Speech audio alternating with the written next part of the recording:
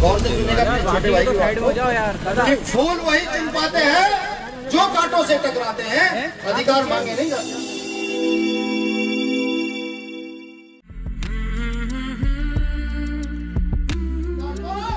छीने जाते हैं। जय भीम, जय जोहार। देखिए भीम आर्मी के लोग हैं और हमारे गांव में कहावत है कि जब गांव में घर में चोर घुस जाए तो आवाज तेज होनी चाहिए, आवाज बहुत तेज होनी चाहिए तो चोर डर कर भाग जाए। आज हमारे घर में चोर घुसने वाले हैं, तो जय जोहार और जय भीम ऐसा हो यहाँ के मुख्यमंत्री के कानों तक पहुंच जाना चाहिए कि भीम आर्मी, जय संगठन, ओबीसी महासभा के लोग, वो लोग जो तमाम लड़ाइयों को इकट्ठे होकर लड़ रहे हैं, एक हो गए। जय भीम, जय जोहार, जय जोहार, जय जोहार। शुक्रिया साथियों, तमाम उन साथियों का शुक्रिया जिन्होंने यहाँ मुझे आमंत्रित किया, बुलाया और इस आंदोलन का एक छोटा सा हिस्सा बनने का मुझे मौका दिया। और मैं वचनबद्ध हूँ, संकल्पित हूँ आज की सभा के अंदर कि तब तक जीवित हूँ तब तक लड़ाई दलित, आदिवासियों की, पिछड़ों की, मुसलमानों की, बहुजन समाज की लड़ाई को पूरी ताकत से मजबूत करूंगा, पूरे देश में मजबूत करूंगा। हर उस आदमी के खिलाफ खड़ा रहूंगा जो मेरे समाज के खिलाफ है, जो यहाँ के मूल निवासी आदिवासी समाज के खिलाफ है, उसके खिलाफ खड़ा रहूंगा। आज एक शख्सियत आपके आई हुई है, मैं माफी चाहूंगा क्योंकि मुझे समय शायद ज्यादा ना मिले, लेकिन मैं थोड़ा सा समय 2 मिनट का समय फालतू जरूर दूंगा। एक शख्सियत यहाँ आई हुई है आज, advocate calling sir, supreme court के बड़े लॉयर, बड़े, मैं नहीं जानता। मेरी पहचान तब इनसे हुई थी जब भीम आर्मी नाम के संगठन को, पढ़े लिखे युवाओं के संगठन को, जिसमें पढ़े लिखे युवा कौन से हैं, जो पोस्ट ग्रेजुएट है, जो ग्रेजुएट है, जो LLB है, जो मेडिकल की पढ़ाई कर रहे हैं, जो इंजीनियर्स की पढ़ाई कर रहे हैं, वो सब लोग, उन लोगों को देश में आतंकवादी बताया जा रहा है। उस समय एडवोकेट कॉलिंग सर से मेरी मुलाकात हुई और ये समझिए जब उनसे मेरी मुलाकात हुई और उन्होंने हम लोगों को सहारा दिया, कानूनी तौर पर मदद की और कहा डरने की आवश्यकता नहीं है, अभी इस देश के अंदर कानून है, कॉन्स्टिट्यूशन है, पूरी मजबूती के साथ लड़ाई करें। तो सर मैं आपका शुक्रिया करता हूँ, अदा करता हूँ, आपका आभारी भी हूँ कि आपने हम लोगों की इतनी मदद की और आप लगातार ऐसे लोगों की मदद करते रहते हैं जो शोषित और पीड़ित। यहाँ पर एक हमारे भाई आए हैं, कांति बसों को नतमस्तक और नमन। मैं सिर्फ कुछ याद कराने के लिए आया, मैं यहाँ याद कराने आया हूँ भगवान बिरसा मुंडा की लड़ाई को, कि वो लड़ाई हम लोग देश में कितनी मजबूती से लड़ा करते हैं। मैं यहाँ याद कराने आया हूँ हमारे 2 महापुरुष हुए झारखंड के, सिद्धू कानू की लड़ाई को याद कीजिए। 1855 की वो लड़ाई जो सामंतियों के खिलाफ थी, जो सामंतियों के खिलाफ थी, जो अंग्रेजों के खिलाफ थी, जो पूंजीपतियों के खिलाफ थी, उस लड़ाई को याद कराने आया हूँ। उस खून को खड़ा करने आया हूँ जो लड़ाई उस समय लड़ी गई। आज तो हम इस देश के अंदर संविधान के तहत जिंदा है। मैं याद कराने आया हूँ, अनुसूचित 5 को याद कराने आया हूँ कि अनुसूचित 5 को याद कर लीजिए, अपने अधिकारों को जान लीजिए, इस लड़ाई को मजबूत कीजिए। इस लड़ाई में अब अकेला आदिवासी नहीं लड़ेगा, बिल्कुल नहीं लड़ेगा। आदिवासी समाज ने इस देश की जल जंगल जमीन को खोदकर बिल्डिंगें खड़ी कर दी है, यहाँ की प्रकृति को सुरक्षित रखा है, यहाँ की सांस लेने वाली हवा को सुरक्षित रखा है। अब इस लड़ाई को इस देश का बहुजन समाज मिलकर लड़ेगा, इसमें दलित पहले नंबर पर खड़ा होगा, ओबीसी सबसे पहले नंबर पर खड़ा होगा। जिन गोलियों की बात अभी एडवोकेट साहब कर रहे थे कि हमको गोलियां मार दी जाती थी, थानों में पीटा जाता था, मारा जाता था, मैं बता दूं कि जो जैसी फसल बोएगा वो वैसी फसल काटेगा। हम भीम आर्मी के लोग ईंट का जवाब पत्थर से देना जानते हैं। अगर हमें कोई चीज रोक कर रखती है, इस देश में कुछ हमें रोक कर रखता है, तो वो है ये 5000 गुलामी की बात। ये एक आजादी का सबब मिला जिसका नाम भारतीय संविधान है, जो डॉक्टर बाबा साहब अम्बेडकर ने लिखा है।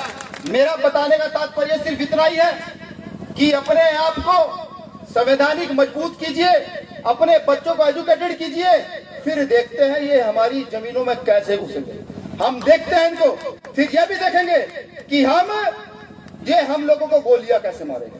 मैं और कुछ नामों को आपको याद करा देना चाहता हूं। वो नाम है जिन्होंने भारत की सरजमी पे बड़े बड़े सूरमाओं का सहयोग किया है, वो मेरे समाज के लोग, मैं नाम याद करा दूं, टांटिया मामा जी, सब लोगों को पता, वो जानते होंगे, पढ़ते भी होंगे। उनको पढ़िए, गुनिए और ताकत के साथ खड़े हो जाइए। इस देश में लोकतंत्र है, इस देश में किसी की बाप की सत्ता नहीं है, इस देश के अंदर लोकतंत्र है। एक वीर राजा पूंजा जी का नाम भी सुना होगा, वीर राणा पूंजा जी, याद है? भूल गए?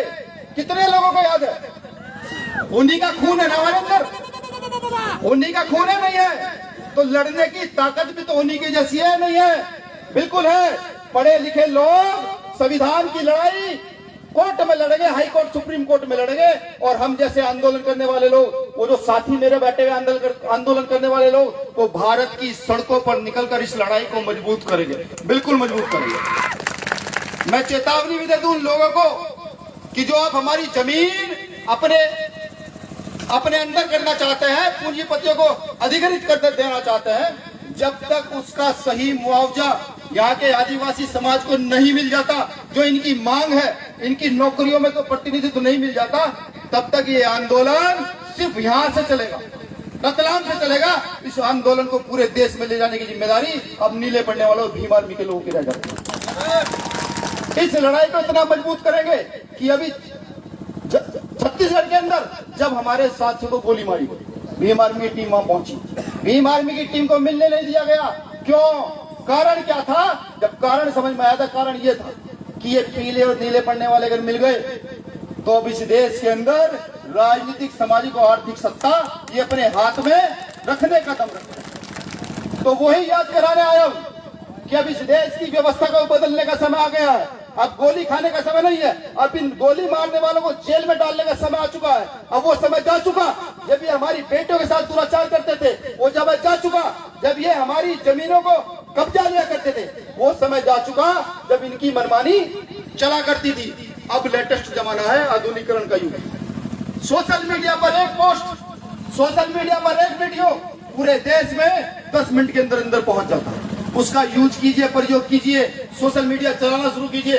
जब भी लगे कि पुलिस, प्रशासन या सरकार अन्याय अत्याचार कर रही है, तभी भारत के तमाम उन संगठनों के नाम मैसेज छोड़िए जो अपने आप को ये कहते हैं नहीं, हम इस देश की जल जंगल जमीन की हिस्सेदारी मांगते हैं। बिल्कुल छोड़िए, तमाम संगठनों पर खड़ा होना पड़ेगा। उन राजनीतिक दलों के नाम मैसेज छोड़िए जो हमारे अधिकारों की सुरक्षा भरने का दम रखते हैं। जो नेता ये कहते हैं कि हम दलित, आदिवासी, पिछड़े मुसलमानों की सुरक्षा करेंगे, अगर वो हमारे साथ आकर कंधे से कंधा मिलाकर लड़ाई लड़ते हैं, सड़क पर लड़ाई लड़ते हैं, तो वो हमारे हो सकते हैं। और अगर वो हमारी लड़ाई नहीं लड़ते, फिर वो कौन हुए? वो हमारे समाज के गद्दार होंगे। वो हमारी गली, मोहल्ले और गांव में घुस नहीं पाएंगे। ये समझ लीजिए। आपका छोटा भाई तो सिर्फ एक वादा कर सकता कि जब जब मरने के लिए बुलाओगे, तब तक भीम आर्मी की टीम मरने के लिए आपके बीच आए। और एक वादा और करूंगा, भीम आर्मी के लोगों को मारना इतना आसान काम नहीं है, पूरे देश में आसान काम नहीं है। सरकारें पीछे पड़ी हैं, जेलों में डाला है, कई कई साल जेल ले चुके हैं, मार नहीं पाए साथी, बिल्कुल नहीं मार पाए, बिल्कुल नहीं मार पाए। अच्छा, एक मिनट, माफी चाहूंगा, मैं कभी समय से ज्यादा बोलता नहीं। मैंने ये वादा किया है, भीम आर्मी के लोग पूरे देश में वादे के पक्के हैं। जब जब बुलाओगे तब तब आएंगे।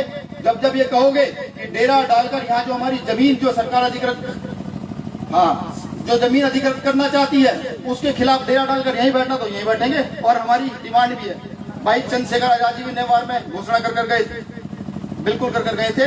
पूरी जिम्मेदारी से मैं भी ये घोषणा करता हूँ कि अगर हम ताकतवर हुए, आगे की ओर बढ़े और तमाम दलित और आदिवासियों से लीडर निकल कर जो जाएंगे, एक बार इस प्रदेश की सत्ता जो है यहाँ के मूल निवासियों के हाथ में दी जाएगी, यहाँ के आदिवासी समाज के हाथ में दी जाएगी। चंद लाइनों से अपनी बात खत्म कर दूंगा। साथियों, हम तो फकीरी मिजाज रखते हैं, अपनी ठोकरों में ताज रखते हैं। साथियों, हम तो फकीरी मिजाज रखते हैं, अपनी ठोकरों में ताज रखते हैं। कल की परवाह बाबा साहब को मानने वाले लोग नहीं रखते दोस्तों। बाबा साहब को मानने वाले लोग तो अपनी मुट्ठी में आज रखते हैं, अपनी मुट्ठी में रखते हैं।